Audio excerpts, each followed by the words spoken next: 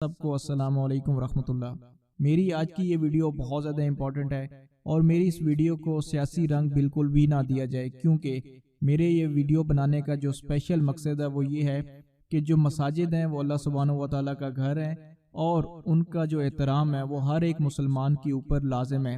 دنیا کے کسی کونے میں بھی مسلمان رہتا ہو اس کے لیے لازم ہے کہ وہ ان تمام شاعر اسلام کا جو احترام ہے وہ لازم کرے، اور اگر کوئی اس کی بے حرمتی کرتا ہے تو وہ اس کے لیے آواز بلند کرے۔ احادیث مبارکہ کی روشنی میں کچھ احادیث سب سے پہلے آپ کے ساتھ شیئر کروں گا تاکہ ہر ایک مسلمان کو ان تمام چیزوں کا علم ہو سکے۔ حضرت عثمان بن عفان رضی اللہ تعالیٰ عنہ فرماتے ہیں کہ میں نے رسول اللہ صلی اللہ علیہ وآلہ وسلم کو یہ فرماتے ہوئے سنا کہ جو شخص اللہ تعالیٰ کی رضا و خوشنودی کی حاصل کرنے کے لیے مسجد بناتا ہے تو اللہ تعالیٰ بھی اس شخص کے لیے اسی جیسا گھر جنت میں تیار فرمائیں گے۔ حضرت عائشہ صدیقہ رضی اللہ تعالیٰ عنہ فرماتی ہیں کہ رسول اللہ صلی اللہ علیہ وآلہ وسلم نے اس بات کا حکم دیا کہ محلوں میں مسجدیں بنائی جائیں اور ان کی صفائی کی جائے اور انہیں معطر رکھا جائے، مطلب ان کو خوشبودار رکھا جائے۔ حضرت ابن عباس رضی اللہ عنہما فرماتے ہیں کہ ایک عورت مسجد سے کوڑا وغیرہ اٹھایا کرتی تھی، پھر اس کا انتقال ہو گیا اور اس کے دفن ہونے کے لیے حضور صلی اللہ علیہ وآلہ وسلم کو خبر نہ ہوئی۔ جب آپ صلی اللہ علیہ وآلہ وسلم کو پتہ چلا تو آپ صلی اللہ علیہ وآلہ وسلم نے فرمایا جب تم میں سے کوئی مر جایا کرے تو تم مجھے اس کی خبر کیا کرو،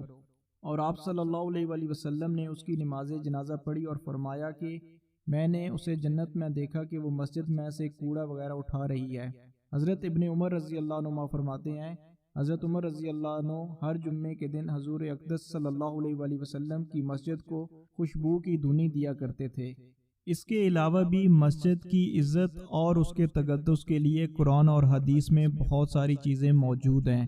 لیکن آج کا مسلمان اتنا غافل ہو گیا ہے، اس کے دل کے اوپر شیطان کا اتنا زیادہ راج ہو گیا ہے کہ دنیا کی اس کے پاس ڈگریاں تو بہت زیادہ ہیں، وہ اپنے آپ کو بہت پڑھا لکھا کہتا ہے، اپنے آپ کو بہت ایڈوانس کہتا ہے، لیکن اس کے پاس اپنے دین کا جس کا کلمہ وہ پڑھتے ہیں اس کا نالج بالکل بھی نہیں ہے، اور ان تمام چیزوں کی وہ عزت نہ ہی کرتا ہے اور نہ ہی پوری دنیا کو دکھاتا ہے، جبکہ ایک مسلمان کے لیے یہ ہونا چاہیے کہ دنیا کے کسی کونے میں بھی اگر کسی اس شاعر اسلام کا تقدس پامال کیا جائے تو سب مسلمانوں کو یک زباں ہو کے آواز بلند کرنی چاہیے۔ تو جو ہمارے سائنس اینڈ ٹیکنالوجی کے منسٹر صاحب ہیں انہوں نے ایسے ہی جو مسجد وزیر خان ہے اس کا تقدس پامال کیا ہے، تو میری یہ سب سے ریکویسٹ ہے ہر ایک مسلمان سے جو میری یہ ویڈیو سنے یا جس تک میری آواز پہنچے کہ وہ ایک ٹرینڈ ضرور چلائیں ہیش ٹیگ کے ساتھ، جو کہ ڈسکرپشن میں دے دوں گا، اسی ہیش ٹیگ کے ساتھ وہ اپنے ٹرینڈ کو چلائیں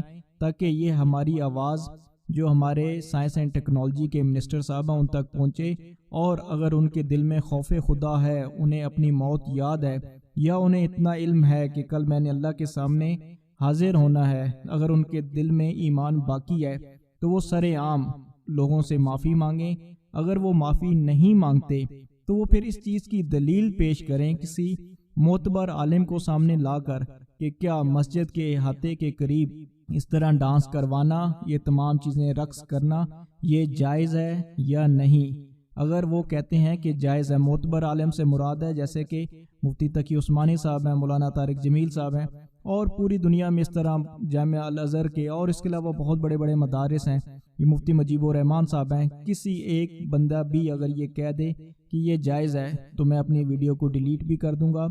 اور میں اپنے اس چینل سے پھر ان سے معافی بھی مانگوں گا کہ میں نے غلط ویڈیو بنائی، لیکن بحیثیت مسلمان آپ خود بھی فیصلہ کریں اور ایک کمنٹ ضرور اس ویڈیو کے اوپر کریں تاکہ ہمیں آپ کی رائے ضرور پتہ چلے۔ اللہ سبحانہ و تعالی ہم سب کا حامی و ناصر ہو، اپنی دعاؤں میں یاد رکھیے گا۔ السلام علیکم ورحمۃ اللہ۔